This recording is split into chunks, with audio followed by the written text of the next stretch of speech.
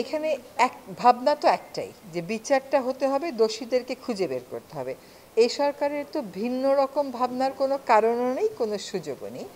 এবং আমাদের প্রধান উপদেষ্টা নিজেই বলেছেন যে এই হত্যাকাণ্ড সহ অন্যান্য যেগুলো খুবই সংবেদনশীল হত্যাকাণ্ড এবং ধারণা করা হয় যে বিগত সরকারের সময়ে নানান কূটকৌশল করে সেগুলোর বিচার করা হয়নি, সেগুলো যেন বিচার করা হয় সেটাই আমরা নিশ্চিত করার চেষ্টা করব। এখন অনেক বছর তো পার হয়ে গেছে, যত বছরই পার হোক না কেন, যে মেঘকে দেখছেন বা ওর ভাইদেরকে দেখছেন, রুনির ভাইদেরকে, তাদের তো একটা বিচার পাওয়ার অধিকার আছে, জানবার অধিকার আছে যে ঘটনাটা কে ঘটালো।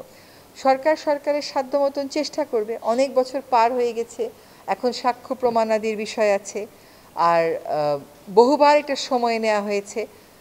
আমরা চেষ্টা করব, আমাদের মানে আগে যারা তদন্ত করতো তাদের উপর হয়তো একটা প্রভাব ছিল, কিন্তু এখন তো প্রভাব মুক্ত হয়ে তদন্ত করছে। এখন তদন্ত করে ওনারা যা বলেন তাই তো আমাদেরকে মানতে হবে, কিন্তু বিচার আসলে একটা হতে হবে। সত্য পাওয়া যায় এবং অপরাধীকে ধরা যায়, তাহলে বিচার না পাওয়ার তো কোনো কারণ দেখি না। বারবার সময় নিয়েছে এই জন্যই যে আসলে বিচারটা তারা করতে চায়নি।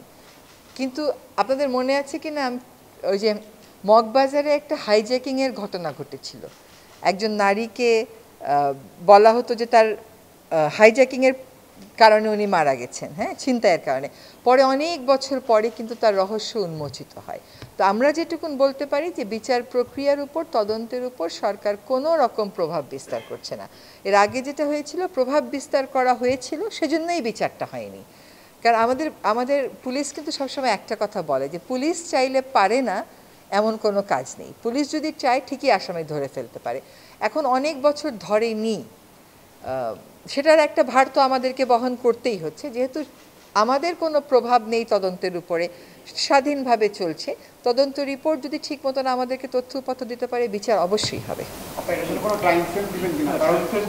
এরকম টাইম ফ্রেম তো দেওয়া যায় না। মানে যেহেতু ডিসেম্বরে নির্বাচনের কথা বলা হচ্ছে, তাহলে সরকারের হাতে যে সময়টা থাকছে সেই সময়ের মধ্যে তো আসলে এই আশাটা করা যায় কি না? কারণ পরবর্তীতে আবার সরকার যারা আসবেন তারা এই বিচারটা নিয়ে কী ধরনের বক্তব্য দিবেন? আচ্ছা, এইটার যদি আমার বস্তুনিষ্ঠ উত্তর দিতে হয়, তদন্ত না পাওয়া পর্যন্ত তো আমরা বলতে পারবো না। তদন্তে কিছু একটা পেলে তখন আমরা বিচারের প্রক্রিয়াটা শুরু করতে পারবো এবং তখন আমরা বলতে পারবো যে আসলে বিচার কতদিনে হবে।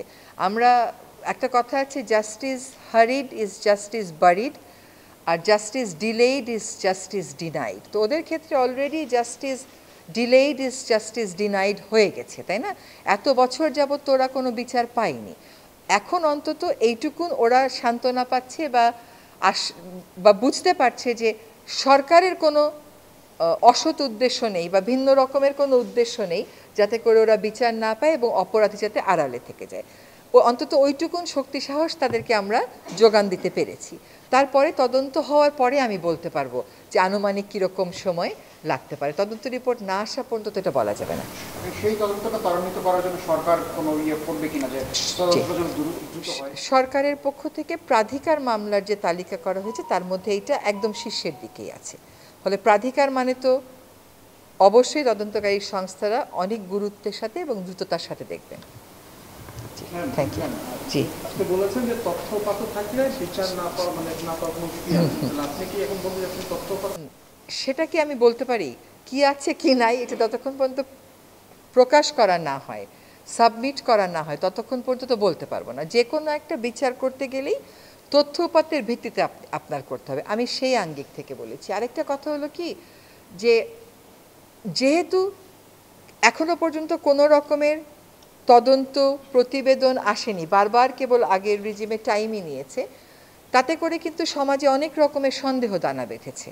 হ্যাঁ, ফলে বায়বীয় কথা, বাতাসে ঘোরা কথা তো আমাদের পক্ষে বলা সম্ভব না। এটা একটা খুবই মর্মান্তিক হত্যাকাণ্ড, যেটা আপনি আমি যতটা না আবেগ আপ্লুত হই, এই পরিবারকে কিন্তু এটা বহন করতে হয়েছে, প্রতি মুহূর্তে বহন করতে হয়েছে। কাজে আমরা বিচারের দাবির প্রতি অনড় থাকি এবং দায়িত্বশীল বক্তব্য করি যাতে করে ওদের কষ্টের বোঝা আর না বাড়ে।